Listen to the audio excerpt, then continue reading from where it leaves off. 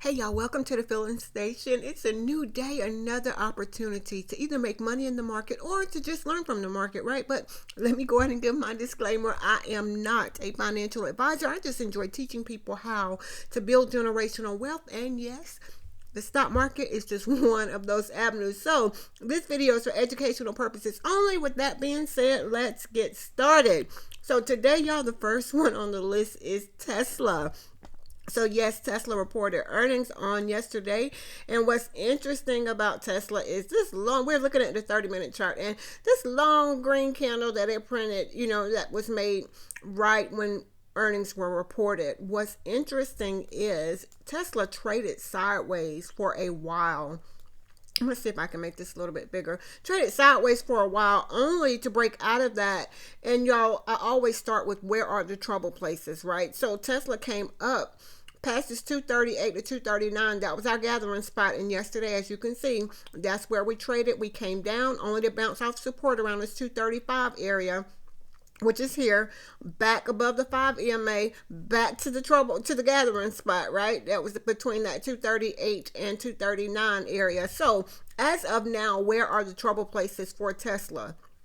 To the upside or to the downside, right? So as of now, support is around the 240, 266 area. We have a lot of resistance here. And when I say a lot, I have two lines of what was support, which is now resistance at the 244 area, 243.83 in the 244 area. So if we break this level, then I normally set my alert above this to let me know that Tesla is above a level of resistance, right? So above that, we could possibly have trouble at 245.72, which is the ATR trailing stop on the daily chart, right? What's interesting is we closed at 213.65 and we're up here around the 243 area, just knowing that 245.72 is going to be a trouble place. Again, 246.26 is a trouble place for Tesla. 246.55, 246.94.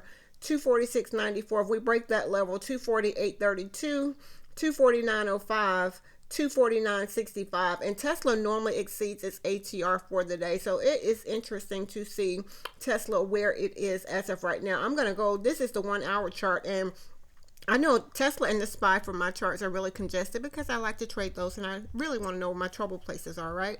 So Tesla kind of traded in more of a sideways for a while.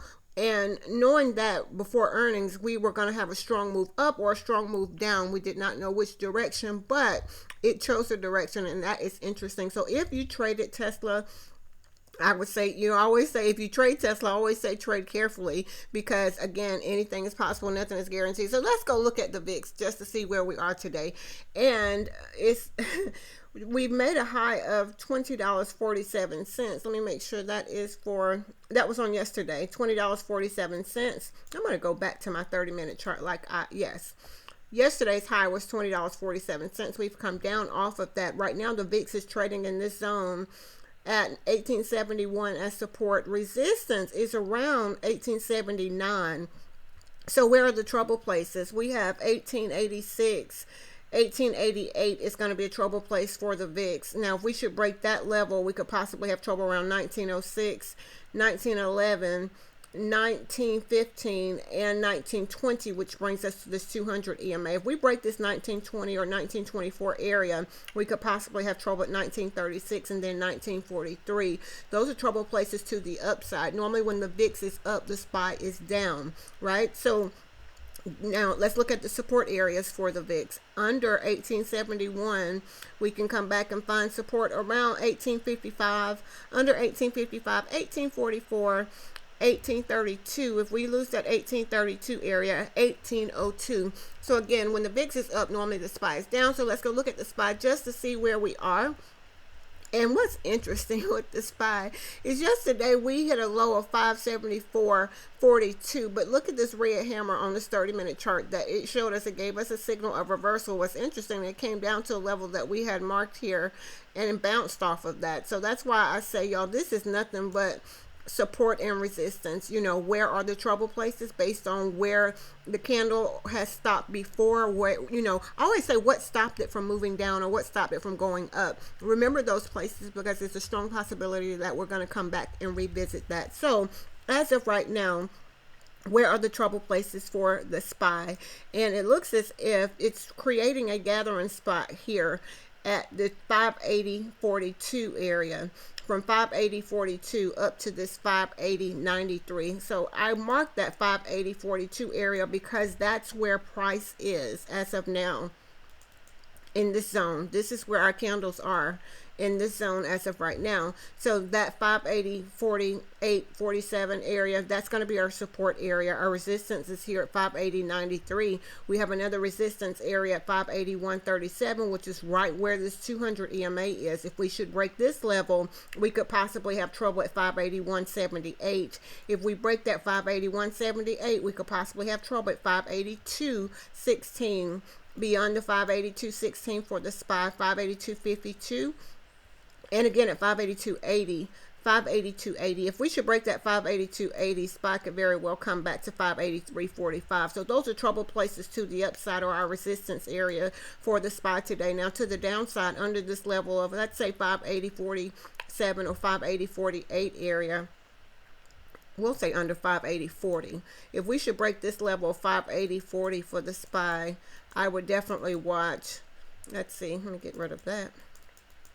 If we break the 580.40 for the SPY, I will watch this level of 580.12 or 580.14. It's a lot of support in this area. So if we should break this level, just know 579.91, 579.74, 579.39, and then at 579.03, under 579.03, 578.94, which brings us to the ATR trail and stop at 578.87. So those are going to be trouble places for the SPY to the upside and to the downside. We'll definitely come back to Tesla. Now, AMD it closed at 152.91. And as of right now, we had pre-market support at 154.02. Resistance was right here around 154.84. Now, if we should break this level, just always say where the trouble place is. If we break the 154.82 area, we could possibly have trouble at 155.12, 155.54, 156.18. and 156.37. If we break through the 156.37, 156.75. If we break the 156.75, 157.31, and 157.60. And it looks like we're trying to bounce from here. So again, if you trade AMD today, I always say y'all trade carefully. Now to the downside, if we lose the support at 154.03, we could possibly find support at 153.73. or this 153.68, which is here at the 50 EMA and the 20 EMA. So that's interesting. Now, if we lose this level of support, just know we can come back to 153.31, under 153.31, 152.98, under 152.98, 152.89 is where the ATR trailing stop is. In my opinion, that's strong support or strong resistance. So if you trade AMD, I would definitely watch those levels today. Under this 152.89 area, just know 152.64, 152.65. If we should lose that 152.14. If we lose the 152.14, we can come back to 150, 152. So if you trade AMD today, y'all know I always say trade carefully, right? So I didn't put NVIDIA on my chart. We're going to add that now.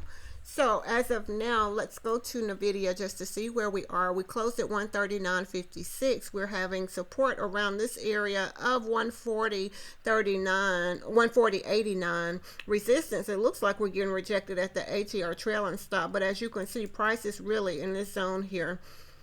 Even though we test this area, we come back to this. So I would definitely watch the 141.39 for resistance for NVIDIA as of right now. That ATR trailing stop is at the 141, let's see, around the 141.60 area. So I would watch that. If by chance we break this level, we could possibly have trouble again for NVIDIA at 141.91. If we break the 141.91, we can come back to 142.30.